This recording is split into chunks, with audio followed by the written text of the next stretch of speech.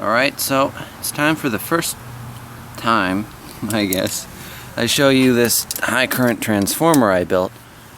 So I've had this thing for a few months but never really tested it, and one of the wires actually came off.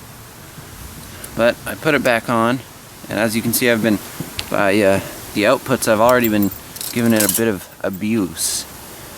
And this nail here, it turns out its coating is actually quite pyrophoric, which means it bursts into flame when I use it. Anyway, alright, I gotta give it a good connection. Haha. Now look at that. Oh, it's hot. Isn't, hot. Isn't that nice? I'll move this a little bit closer. And I got these tongs in case what I need to pick up is too hot for me to touch. So I'm gonna try to get it to do the pyrophoric thing again. You know, basically light on fire. That's what I want it to do. But it does not seem to agree with me. Oh, I did not expect that.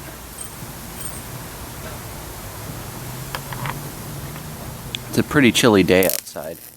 Oh, it's starting. Ooh, look at that. It's burning like a fuse. Ooh, boy. Now look at that. Ooh, popped. And to top it all off, there's some nice zinc oxide fumes.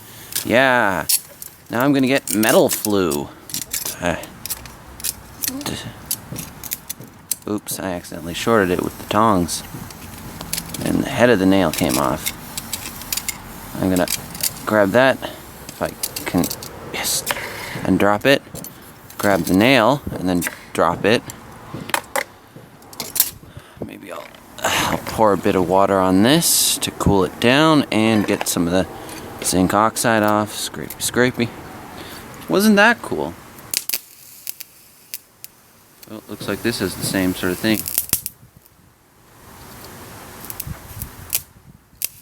They coat these things with zinc for some reason. Yep. Watch it burn. Oh, it's steel. Look at that. Oh.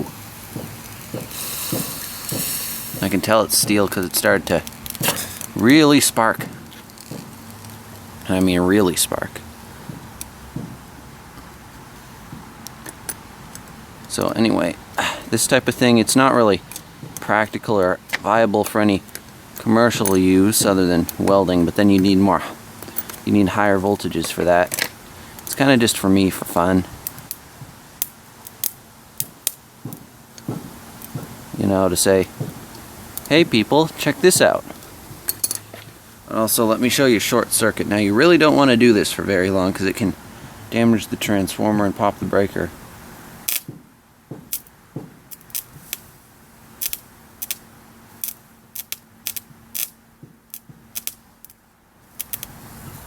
It's really, I'm going to zoom in for you there, if I can manage. There we go. Adjust. Alright. That should be easier for you to see. Ooh, boy. Sparky.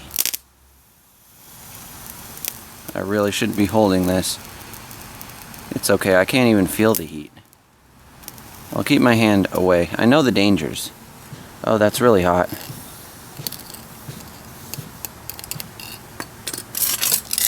Well, you know what I'm gonna do. Anyway, yeah, this is extremely fun to play with, mess around with. You know the deal.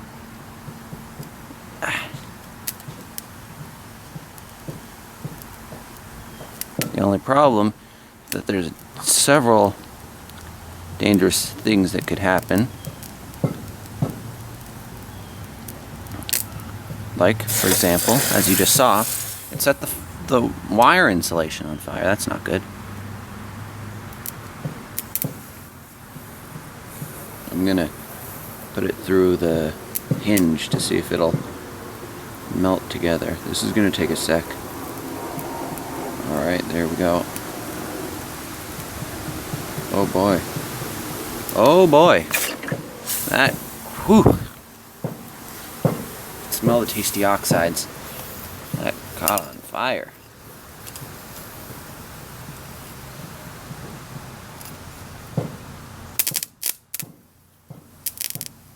I'd be lying if I said I was proud of what I'm doing right now.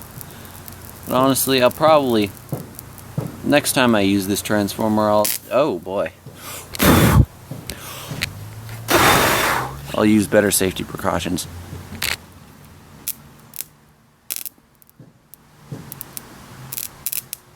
Anyway, for high current, oops, sorry, it's got out of frame.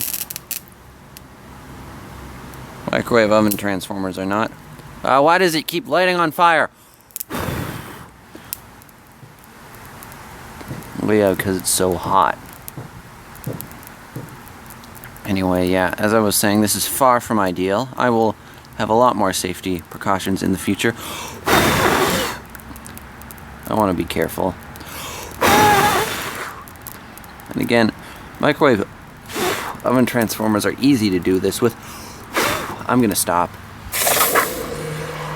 And it's far from ideal. Oh boy, I shouldn't be breathing this in. Anyway, I'm gonna stop doing this now. I don't want to pop a breaker or destroy my transformer or get long-term damage and maybe some cancer down the road in my lungs. Maybe a combination of 2 or 3 of those, but ow, ooh, that is really hot. The wire, but the transformer itself is only a little hot. Anyway, I'm just gonna pour a little water on that, especially here.